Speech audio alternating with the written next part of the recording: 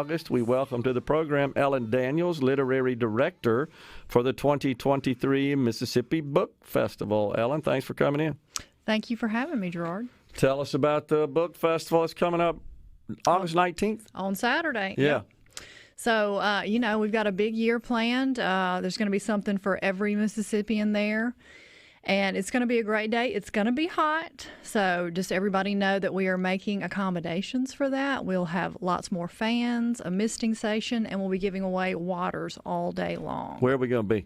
We're going to be at the state capitol and in Galloway United Methodist Church. And all of the exhibitors and everything, like our booksellers, the children's tent, Authors Alley, all of that's going to be on the south lawn of the state capitol building and on Mississippi Street.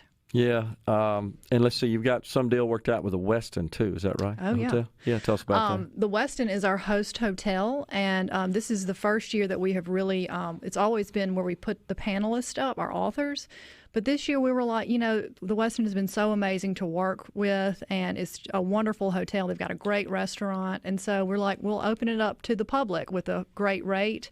And that thing filled up a month ago. Wow. Yeah. And it's not far from the Capitol there. Oh, yeah. No. So everything's right there. You got the Capitol, got the church, Galloway, and then you got the Westin right down the street. And I think that's one of the great things is we keep it all very centralized. The festival site is at the state capitol. We have the Westin. We have a Friday night party at the Mississippi Museum of Art for authors and our funders.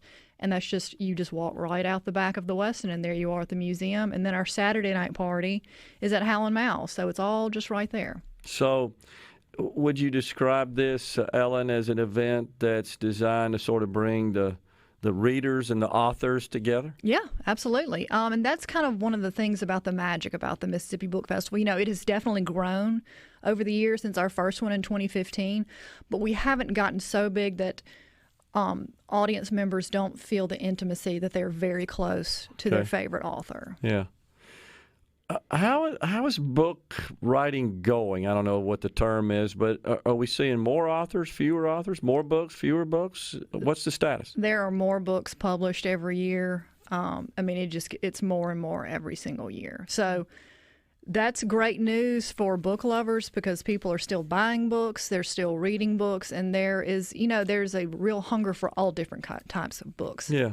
So, how is the digital age and the digital publication of books, how has that changed it? Are people still buying physical books, hard copy books, combination? Yeah, I know some people that have like e-readers, like a Kindle or a Nook or something like. I don't even know if they make Nooks anymore, actually.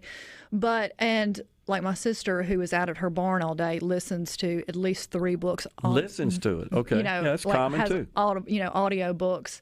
But so many people are still buying physical books. There's something about holding a book, and this is an interesting fact. Last year, the Department of Revenue called us about a month before the festival, and they were like, this is the year that y'all have to collect taxes for everything being sold on the festival site. So that was a little bit of a runaround at first, but it gave us a really incredible figure. From 9 a.m. in the morning until 5 o'clock in the afternoon, we sold almost $100,000 in books on the festival site. Wow. So that's a bunch of books. It's a lot of books. So on average, if you say that books are $20 a piece, that was over 4,000 books. So are these being sold by booksellers who exhibit, bring some of their inventory to the festival? So we have independent booksellers on our Booksellers Row. Lemuria Books here in Jackson, they are our official bookseller. Then we have University Press, Friendly City Books from Columbus, Lorelei from Vicksburg, and various others. I think we have 10 independent booksellers this year, but then we have Authors Alley, which is where our self-published independent authors are. Okay. And we have over 90 of them there this year. Wow. Interesting. Mississippi, of course, has a history of very famous book authors, I should say. Absolutely. Of books, and we're known worldwide for that. One of our panelists emailed me today, earlier this week. His name is Wayne Flint. He wrote a book about Harper Lee, and he is originally from Pontotoc, Mississippi. And he just said, the good Lord made Mississippi first when it comes to creative writing, and I have to agree with him. No doubt. Wonder why that is. I don't know, but we are all born storytellers. Some of us are just published, but as I've heard one of my favorite authors that comes to the festival every year, in the South, storytelling is like competitive sport. Yeah. And so we all we love a good story. And I think it's part of, we don't, we're not New York City.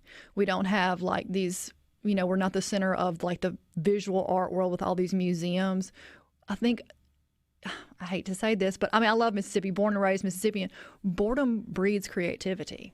I mean, don't have as much to distract you. And, we don't have the sorts of attractions that a New York City would. Yeah. But that's a good point. I bet there is some truth to that. So that can play into my whole thing about everybody having like smartphones now. No one's ever bored. Yeah. So there's something valuable about boredom. Yeah. It inspires you to use your imagination and your mind and be creative.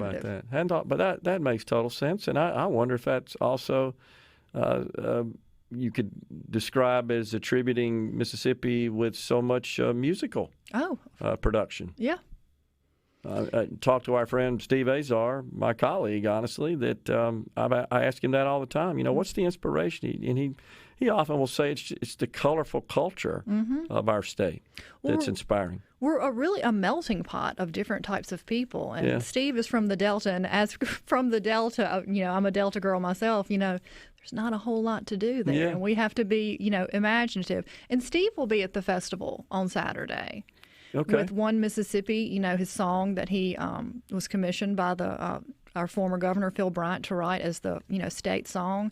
They've made a children's book out of it, him and Sarah Frances Hardy. I didn't know that. So they will be having an event in the children's tent. Sarah Frances will read the book, and then Steve Azar will perform the song. He's a great ambassador. He is. He is for the state of Mississippi, and we have so many as well that make our state known for so much goodness. Often in the eyes of many, we are maligned and don't have the greatest reputation, but that's because they don't know the whole story. They only see part of it. Exactly, and that's what is one of the things I really love about this event is so many authors come from all over the country, and they have never been to Mississippi. And then they get here and they love it. We just got to get them here. Yeah, I agree. Yeah. Yeah, no doubt about it. Once they get here and they're exposed to it, and they see how kind the people are to everybody, honestly. Yeah. In fact, I would suggest we aren't as tribal as many societies are. We integrate with and interact with a lot of people that don't necessarily have our similar backgrounds. And Mississippi is kind of ahead of the game in a lot of ways in that, because we've all been together and we appreciate other people's cultures, different types of people's cultures, the way that, a lot of bigger places are insulated. Yeah. They're like kind of living in a bubble. Yeah. And we're all just kind of together and just doing the best we can. We have our problems. Sure. Yeah, but everywhere does. But it seems like that, Ellen, would make for great subject matter for an author. Yeah, exactly. You could pull from all those experiences and just observations and anecdotes and create some pretty good books. We have some of the biggest authors in the entire world working right now from this state, 2 of them from Jackson. Richard Ford, who is coming to the book festival, he is a Pulitzer Prize winning author. World famous Kiese Layman, who is from Jackson. He's a MacArthur genius. He was awarded a MacArthur grant this year. Jesmyn Ward, who lives on the coast, 2 National Book Awards, within like 3 years of each other. I think William Faulkner at least waited like 10 years before he won his 2nd National Book Award. Angie Thomas, who is from Jackson. Yeah. She is a literary rock star in the young adult world. So I wonder this, Ellen, just thinking about folks coming in here that have never been to Mississippi, you're only a couple of blocks away from Eudora Welty's home. Exactly. They all know who Eudora Welty is. Mm-hmm. Oh, of course. And that's one of the things that we offer our authors that come. And we the Mississippi Department of History and Archives is a great partner for the book festival, and they have the Welty House, and so they offer private tours to authors who are coming from all over to see Mrs. Welty's house, because it is a literary treasure. Yeah. Your website describes it as a literary lawn party. Yes. That's pretty cool. Mm-hmm. It's happening this Saturday, right? This Saturday. Does it cost anything? It's free and open to the public. And you can see books, meet with authors, other book enthusiasts. Exactly. As well, right? Mm-hmm. At the Capitol downtown. Yes, sir. All right. And you can find out more by going to the website, msbookfestival.com. Ellen Daniels, Literary Director of the 2023 Mississippi Book Festival. Thanks for coming in. Appreciate it. Thank you so much for having me again. You bet. We're coming right back, folks, with